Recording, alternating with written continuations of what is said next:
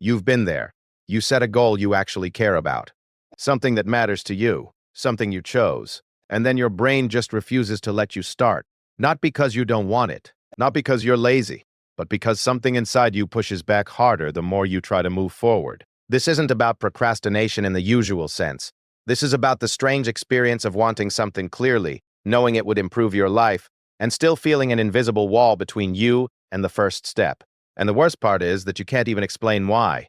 You just feel stuck. Most people assume this means they lack discipline, that if they wanted it enough, they'd just do it. But that explanation doesn't match what's actually happening, because the desire is real. The intention is there. What's missing isn't motivation. It's something else entirely. Your brain doesn't resist things because you don't want them. It resists them because wanting something creates pressure. And pressure, even positive pressure, registers as a threat to the part of your brain that manages energy and safety. Research on goal-related anxiety shows that the moment you commit to something that matters, your brain begins calculating risk. Not just the risk of failure, but the risk of effort, the risk of exposure, and the risk of emotional cost. This happens automatically, before you even notice it.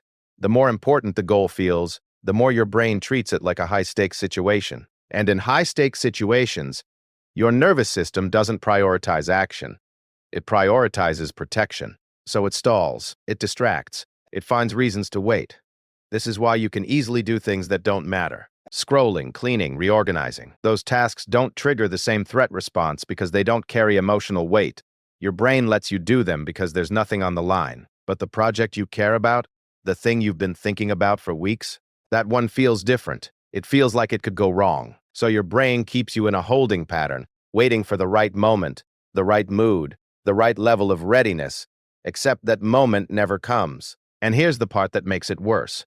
The longer you wait, the more resistance builds. Because now you're not just facing the task itself, you're also facing the guilt of not having started, the frustration of watching time pass, and the growing sense that maybe you're just not capable. Your brain interprets all of that as more evidence that this task is dangerous, so it doubles down. It convinces you that you need to feel ready before you begin, that you need clarity, or energy, or the perfect conditions. And while you wait for those things, the resistance quietly strengthens. Studies on action initiation suggest that the brain's resistance isn't located in your thoughts. It's located in your body's stress response. The tightness in your chest, the heaviness in your limbs, the sudden urge to do anything else. These aren't signs of laziness. They're signs that your nervous system is trying to protect you from something it perceives as a threat. And that's the uncomfortable truth. Your brain doesn't care whether the goal is good for you. It only cares whether it feels safe. And things that matter rarely feel safe. They feel uncertain. They feel exposing. So your brain pulls you away from them, even when you consciously want to move toward them.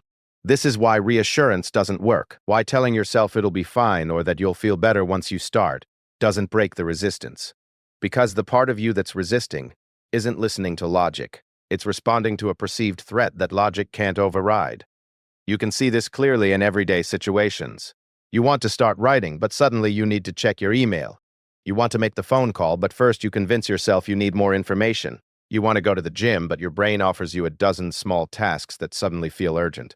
None of these are accidents. They're avoidance strategies your brain uses to keep you away from something it has flagged as risky. And the strategy works, because every time you delay, you get temporary relief. The discomfort fades, the pressure lifts, and your brain learns that avoidance makes you feel better. So it keeps doing it, even when you don't want it to, even when you're actively trying to push through. Because the pattern has been reinforced, and your brain prioritizes short-term relief over long-term goals. Every time. The cycle becomes self-sustaining. Each time you avoid the task, the relief feels like a reward. Your nervous system registers that turning away reduced your discomfort. So the next time you face that same task, the resistance comes back faster and stronger. It's not that you're getting worse at doing hard things. It's that your brain is getting better at protecting you from them. And there's another layer to this. When you care deeply about something, you often attach part of your identity to it. The book you want to write isn't just a project. It's proof that you're creative. The business you want to start isn't just work. It's evidence that you're capable. So failing at these things doesn't just mean the task didn't work out. It means something about who you are. Your brain understands this on some level. It knows that the more you care, the more painful failure becomes. So it tries to protect you from that pain by keeping you from starting at all. If you never begin, you never fail. And if you never fail, You never have to face what that failure might mean about you. This is why people often find it easier to work on things they care about less. There's less identity wrapped up in them, less emotion, less risk. Your brain doesn't need to protect you from tasks that don't threaten your sense of self. So it lets you move forward without resistance. But the things that could change your life, the things that align with your deepest values, those are the ones your brain watches most carefully. Because those are the ones where the stakes feel highest.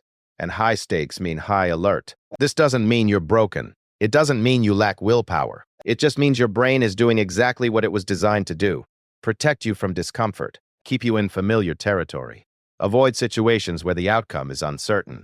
But here's the limitation. Understanding this doesn't make it go away. Knowing why your brain resists doesn't stop the resistance from happening. It just helps you stop blaming yourself for it. And that matters. Because self-blame adds another layer of threat. Another reason for your brain to keep you stuck. The resistance isn't a character flaw. It's not a sign that you don't really want the thing you think you want. It's just your brain trying to manage a situation it perceives as emotionally risky. And the more you fight it, the stronger it gets because fighting creates more pressure. And more pressure creates more resistance. What makes this especially difficult is that most advice about overcoming resistance assumes the problem is external, that you need better time management, or a clearer plan, or more accountability. But none of those address what's actually happening, because the resistance isn't about the task itself. It's about what the task represents, and what it could cost you emotionally if things don't go the way you hope.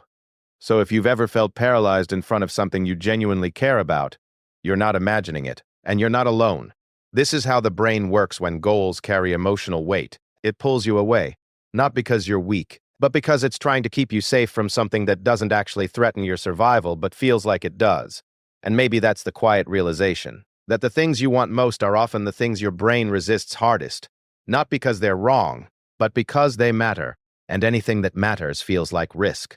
And risk, to your brain, always feels like something worth avoiding, even when avoiding it means staying exactly where you don't want to be.